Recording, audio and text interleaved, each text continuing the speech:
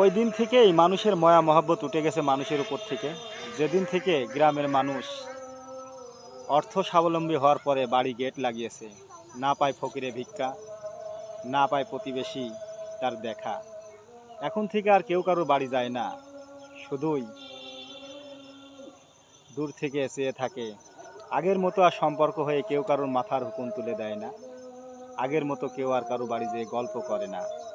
হায় রে সমাজ, হায় রে প্রতিবেশী, অর্থের কারণে কেউ কারোর সাথে কথা বলে না। সময় হলে গেট খুলে বাড়ির বাইরে একটু উকি দেয়, মাঝখানে বাকিটাই শুধু বাড়ির চার দেয়ালে বন্দি। নিজের শুধু নিজের কথা ভাবি। এটাই বাস্তবতা আর এটাই পরিণতি। মানুষ সমাজ অসভ্য হয়ে এখন শুধু নেট দুনিয়ায় তাদের ছড়াছড়ি। এই জীবনটা কিভাবে যাবে সেটাই নিজেরা কখনো বুঝতে পারে না।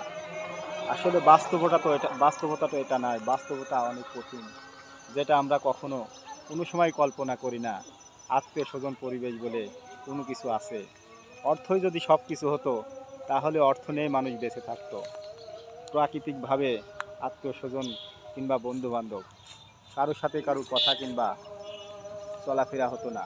এটাই বাস্তবতা, এটাই পরিণতি। আর জীবনটাই হচ্ছে এরকম, যেটা কখনো, তাই একটি কথাই বলবো, অর্থ যদি সবই হতো, তাহলে দুনিয়াতে আর সম্পর্ক থাকতো না। সম্পর্কের মাঝে টানাপোড়ায় কেউ কারোর কথা ভাবতো না। তাই আমরা আসুন সবাই আগের মতো মিলেমিশে এক সমাজে বসত করি। থ্যাংক ইউ, ভালো থাকবেন।